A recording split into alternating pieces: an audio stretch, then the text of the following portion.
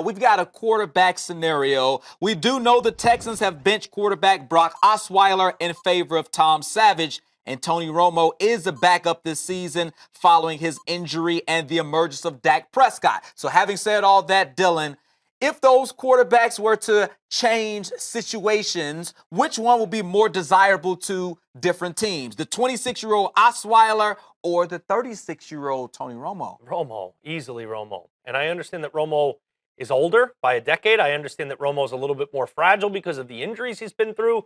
I'd rather the quarterback that's better, that maybe has some baggage because of age and injury, that's actually a good player instead of a crappy player. And that's what Brock Osweiler's played like. It may sound harsh, but would you want him quarterbacking your team? I don't care how young and healthy he is. Man, imagine if he was old and injured, because right now he's young and healthy and he stinks. I don't want him. I don't want him. At least Tony Romo has shown through multiple aspects of his career at multiple different points that he's a very, very solid quarterback in the league. I don't think he's a great quarterback. I don't think he's an elite quarterback, but he's a very good one. There's been no point in my life that I felt like Brock Osweiler was a very good NFL quarterback, even when he was on his little mini run with the Denver Broncos last year and did very well.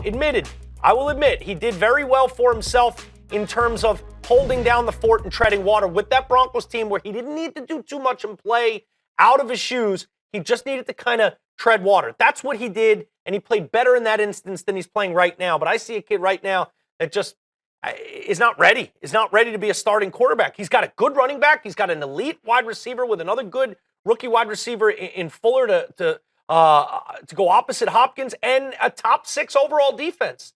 That's what we're looking at with the Houston Texans. It's a similar formula and recipe to the one he succeeded with in Denver, yet he's got 14 touchdowns and 16 picks. He's completing less than 60% of his passes, and he's got an elite wide receiver.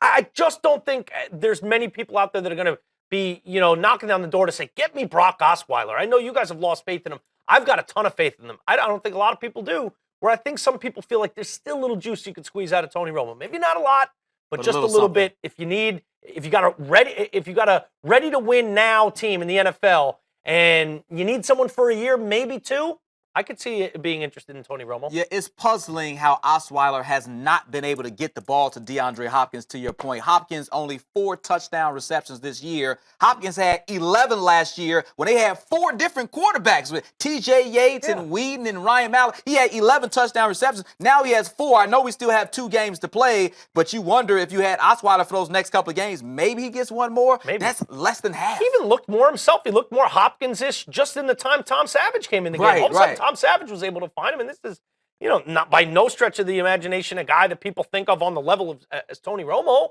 So if Tom Savage is putting you to the bench, former Rutgers quarterback, you know that it's time, to bench him, and that's why Brock got benched. Yet I think there's definitely still interest in Tony Romo out there, whether it's the Jaguars or some other teams out there that are having some issues with their quarterback play.